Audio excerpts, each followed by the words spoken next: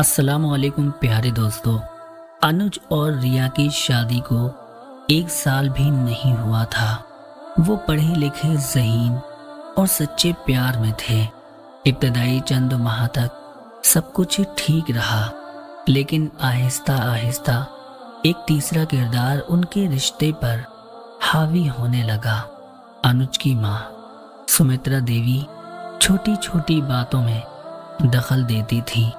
بہو کو ایسے بات نہیں کہنی چاہیے، میرے بیٹے کو یہ پسند نہیں، تمہارے گھر میں یہ روایت نہیں ہے۔ ریا ہمیشہ یہ سوچ کر خاموش رہتی کہ وہ ایک ماں ہے اور اسے اپنی عمر کا احترام کرنا چاہیے، لیکن یہ توقع کہ انوج اس کی ہر بات کو سن لے گا، مجھے ہر فیصلے میں اپنا کہنا چاہیے۔ انوج ناراض ہو گیا اور بولا، تم میری ماں کو سمجھنے کی کوشش کیوں نہیں کرتی؟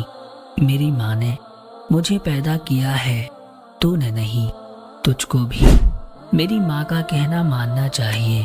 بس وہی جملہ رفتہ رفتہ ریا کے لیے دیوار بن گیا۔ ماں بیٹے کو سمجھاتی کہ دیکھو، شادی کے بعد لڑکی کیسے بدل جاتی ہے، اور بیٹا سوچے گا کہ اس کی بیوی وجہ تھی۔ ریا اکیلی رہ گئی۔ وہ کھل کر بات نہیں کر سکتی تھی اور نہ ہی خاموشی سے رہ سکتی تھی۔ ہر روز شکایت، ہر رات آنسو۔ ایک دن ریا اپنے والدین کے گھر گئی۔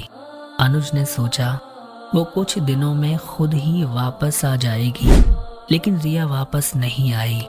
انوج اسے کئی بار بلانے بھی گیا۔ اس نے کئی بار اپنی بیوی کی خوشامد بھی کی، پر وہ واپس نہیں آئی۔ چند ماہ بعد ان کی طلاق ہو گئی۔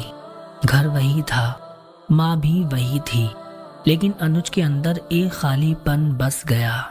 پھر سمترا دیوی کو پہلی بار احساس ہوا کہ یہ اس کی بہو نہیں تھی، بلکہ اس کی ضرورت سے زیادہ مداخلت نے اس کے بیٹے کا گھر برباد کر دیا تھا۔ لیکن تب تک بہت دیر ہو چکی تھی۔ سبق، ساس ہو یا بہو، دونوں کو اپنے اپنے دائرے میں رہ کر گھر کو چلانا چاہیے۔ انہیں یہ یاد رکھنا چاہیے کہ ساس کے رد عمل پر اور بیوی کے نابرداشت کرنے پر نقصان کسی کا نہیں، شوہر اور بیوی کا ہوتا ہے۔ بیوی طلاق لے کر گھر بیٹھ جاتی ہے اور شوہر تنہا رہ جاتا ہے۔ بولو، اس میں کس کا بھلا ہوا؟